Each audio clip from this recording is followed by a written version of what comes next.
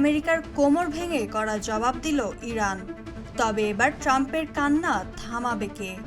মার্কিন সমর্থিত একটি বাণিজ্যিক তেলের ট্যাঙ্কারকে লক্ষ্য করে একের পর এক ক্ষেপণাস্ত্র হামলার অভিযোগ উঠেছে ইরানের বিরুদ্ধে। আর হামলার পরই ওমান উপকূলের কাছে ছড়িয়ে পড়ে তীব্র আতঙ্ক। সোমবার গালফ নিউজের এক প্রতিবেদনে বলা হয়, হরমুজ প্রণালীর দক্ষিণ করিডোরে অবস্থানরত এই তেলের ট্যাঙ্কারে হামলার পরই আগুন ধরে যায়। সামাজিক যোগাযোগ মাধ্যম এক্সের হরমুজ লেটার অ্যাকাউন্টে প্রকাশিত একটি ভিডিওতে দাবি করা হয়েছে, সোমবার ভোরে দক্ষিণ ইরানের সিরিক এলাকা থেকে ট্যাঙ্কারটিকে লক্ষ্য করে একের পর এক ক্ষেপণাস্ত্র ছোড়া হয়।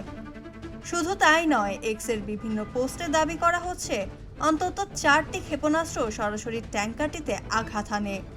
তবে পরিস্থিতিকে আরও ঘোলাটে করে তুলেছে আরও একটি দাবি। একই সময়ে দক্ষিণ ইরানের আকাশে একটি MQ-9 ড্রোনও ভূপাতিত করার দাবি উঠেছে। ইরান অবশ্য শুরু থেকেই সতর্ক করে আসছে, তেহরানের নির্ধারিত নৌপথ মেনে না চললে পরিণতি হতে পারে ভয়াবহ।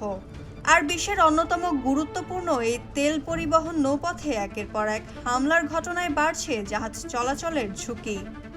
একই সঙ্গে বাড়ছে বিমা খরচ, যার প্রভাব পড়ছে বিশ্ব জ্বালানি বাজারেও। লাফিয়ে বাড়ছে তেলের দাম।